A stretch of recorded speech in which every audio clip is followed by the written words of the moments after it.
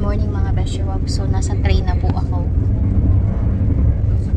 Alam niyo na pag nasa train, pupunta ng city at gagala si Inday.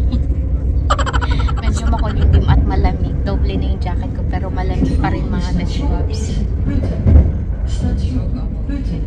Ay, gala naman si Inday. Kaya yung waktu kita mau aja ako lang seperti itu loh, yang kemana itu nggak mengeluarkan karena banyak orang yang tua itu tuh. Si Frida itu ngamuk, aku nggak bisa ngomong apa loh. Itu Frida tuh sebenarnya nggak begitu. Si Sisil itu yang ngomong karena si Sisil itu nggak bisa. 2 hours later. La, ang cute nila oh. Punta sila doon. Nay, di. Maulan ngayon mga Beshiwap. Bakit ganon? Kahapon maaraw. Dadaling ko lang tong coconut macarons tapos pupunta na ako ng palengke. Baka hindi ako magstay dito kasi maulan. Mahirap na. Parang sira ang lakad ngayon for today's video. Manahimik tayo. So, ayun mga Beshiwap, nagtipon-tipon naman ang mga Pilipino galing sa iba't ibang European countries para kay Duterte. Magdadala tayo ng kaunting pagkain para sa mga volunteers kasi pag pumunta ako dito nakikikain lang ako, nakakahiya naman. So, magbibigay ako sa aking mga kaibigan. Mga kaibigan ko rin kasi yung ibang volunteers. Maulan po today. Last time dun sa dulo. So, ngayon, dito. Kaya ang 20,000 ata to 50,000 dito. Dito tayo dyan. Hanapin natin mga kaibigan ko, mga besh. So, eto mga Beshiwap. Dinala ko lang yung aking kaunting ambag. Tapos, mamamalengke na ako pupunta kay Ining. My goodness. A few moments later. Maulan talaga for today's video. Magpapalit ako ng sapatos kay Ining mamaya. So, dito na ako sa palengke. Yan, palengke na. Bili lang tayo ng bulaklak. Bili lang tayo ng lobster.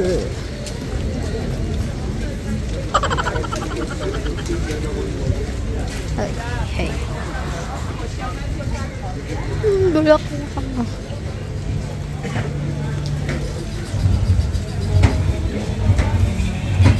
Hay nako mga Beshiwap, ang daming tukso dito. Kailangang iwasan. Maraming tukso. Fresh na fresh. Gumagalaw pa sila mga Beshiwap. Ito yung binili ko lobster. Ayan o. Tapos na mamalengke mga Beshiwap. Papunta na ako kay Ining. Ayan yung mga bitbit ko.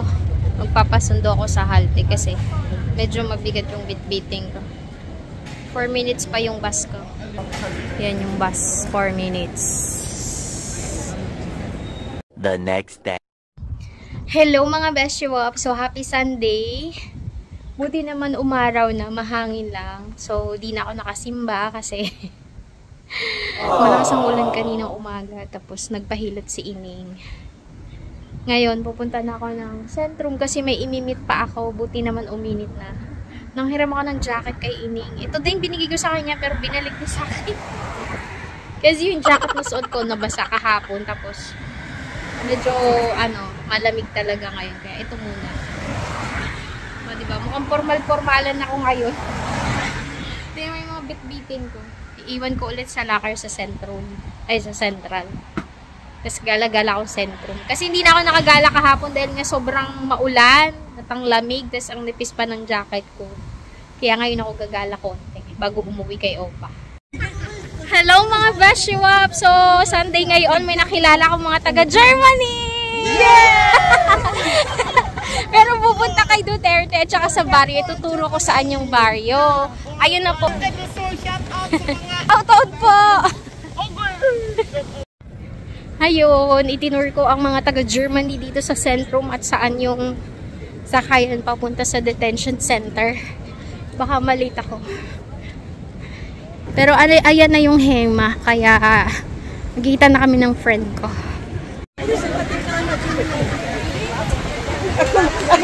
Ako representative dito. Hello mga Beshwab! So hindi pa tapos gumala si Inday at nagtutour pa ng mga kababayang seaman. Naging tour guide ako pero syempre may kapalit. Magpapadala tayo ng gummy bears para kay Leia. Leia, parating na ang gummy bears mo. So bibili daw muna sila dito sa Tiki Max. Dito kami sa sentro mga Besh. 3 hours later. Pauwi na naman si Inday mga Besh. Balik probinsya na tayo. Pagod, puro lakad. Pag nasa city ako, nakalimutan kumain tanghali. Ngayon, kumain tanghali. Ako na ito. Sa train na ako. Ganda ng lakad na yun. The next day. Hello mga Beshwap! So, na-miss nyo ba ang aking kusina? So, for today's video, magluluto tayo ng buttered lobster. Napakuluan ko na yung lobster. Ayan. Pero ilalagay ko pa yan sa ating air fryer. So, gagawa tayo ng sauce. So, madali lang lutuin to mga Beshwap. Meron ka ng garlic, ginger, onion, at saka lemon. Tapos, sweet and spicy sauce. Tapos, butter, oyster sauce. So, gawin na natin mga Besh para makakain tayo ng lunch.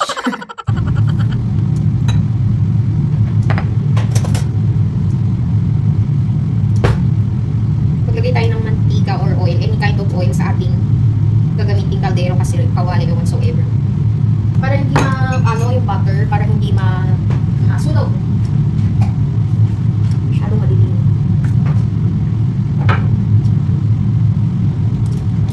Pag mainit-init na yung ating mantika, maglalagay na tayo ng butter. So alam nyo naman na hindi uso sa akin yung supat-supat, basta tansya-tansya lang mga besh. Lalagyan din pala natin ito ng konting sili. So tunawin lang natin yung butter. Naanan natin ang apoy. Okay, masunog mo ng ating butter. So habang inaan natin yung butter, lagyan na natin yung ating ginger garlic.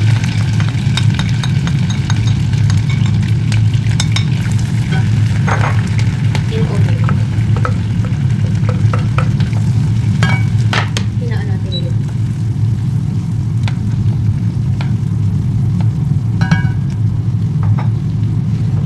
Lagay natin ang ating sili. Hindi yan masyadong maanghang kasi pag maanghang naman, kawawa si Opa. Hindi niya kaya yung labuyo.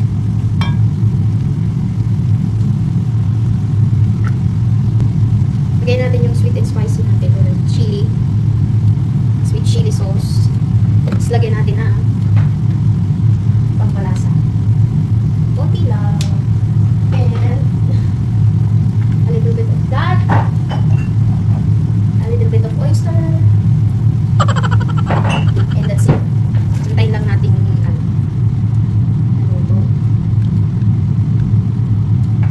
yung magpapasarap niyan is yung lemon mga besh. Yun yung magbibigay ng additional flavor. Uy, lekker. Masarap niya na mga Beshwaps. Tapos lagyan na natin itong lemon. Itong lemon kasi nagtatanggal ng umay ng butter. Kaya nagiging siya, mas masarap. Parang may tamis, alat, and asin. Try nyo yung ganitong style ng mga besh. Luto ng or sauce ng mga buttered seafood ninyo. Sarap, the best.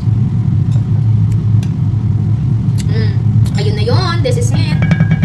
Tapos nalagyan natin siya ng dried basil. Wala kasi dried parsley. Masarap yung fresh kaso wala ako nun. So ito na lang. Dried parsley. And this is it. Ito na yung sauce natin para sa ating buttered shrimp. Ay, buttered lobster. Igrill natin yung lobster for 10 minutes. Naan natin apoy. Ayan, so habang nire-ready ko tong ating lobster, magsaing ako. Wala pala akong rice. My God! So, kuhain natin tong lobster.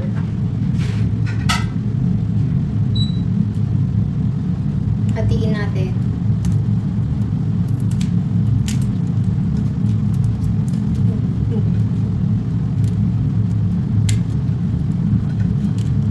Ito yung pinakamahirap na part dito.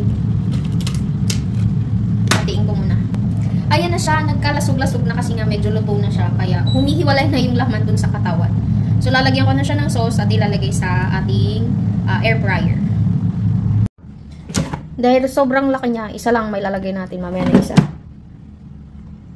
For 10 minutes. Hindi ko maano madulas.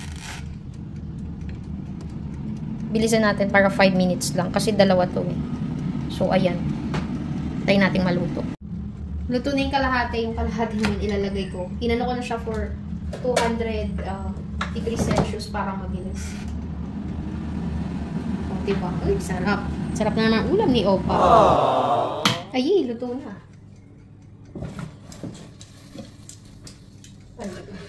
Ay, ay, ay. Mayos ka na. Yung lobster ni Opa. Luto na mga beshies. Ayan na nga ang pagkain ni Opa. Yan ang kakainin niya. Tapos ito sa akin. So tara, let's eat mga beshwops. A few moments later. Ito na po yung after. Said na said na. Pakasarap. Masaya na naman ang aking alaga mga besyo. Sa susunod, bibili daw ulit ako pero 2 piraso na. My God. Bitin siya sa isang malaki ha. High life. The next day. Hi mga Beshi Wap! So for today's video, gagawa tayo ng okoy. Vegetable na okoy. Kasi ang ulam ko kanina ay toge. Pero hindi na ako pwedeng kumain ng rice. Kasi once a day na lang ako kumakain ng rice mga besh. So umpisahan na natin. So kailangan natin ng all-purpose flour, egg, tapos lalagyan ko ng hipon, salt, pepper, tsaka pampalasa. And then yung ating toge. So umpisahan ko na siya mga besh. Gagawa ako ng butter dito. Ilagay tayo ng itlog. Ay, nalaglag ka na nga. Kita nyo ba? Kunti lang naman gagawin ko. Mga 2 piraso lang yun. Kaya, isang itlog pwede na. Lagyan natin ng harina.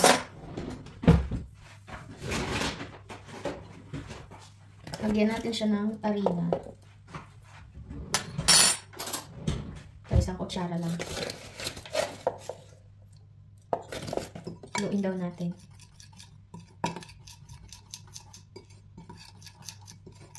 Lagyan din natin siya ng cornstarch para crispy.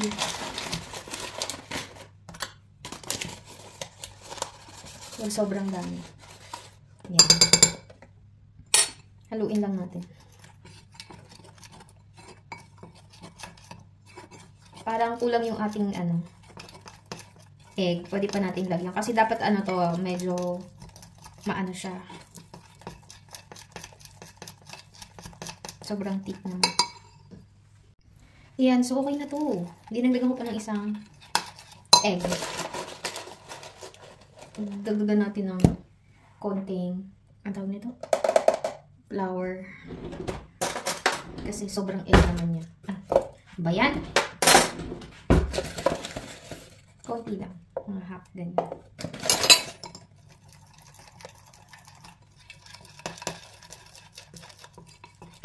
Yan. Sakto na to mga besh. Excited na ako. Tagal ko nang di nakakain ng okoy. So, lagyan natin ng konting salt. Ba't ayaw? Ay, ayaw. Tapos itong pampalasa.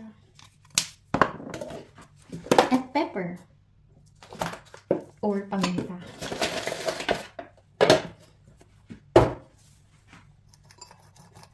Haluin lang natin siya.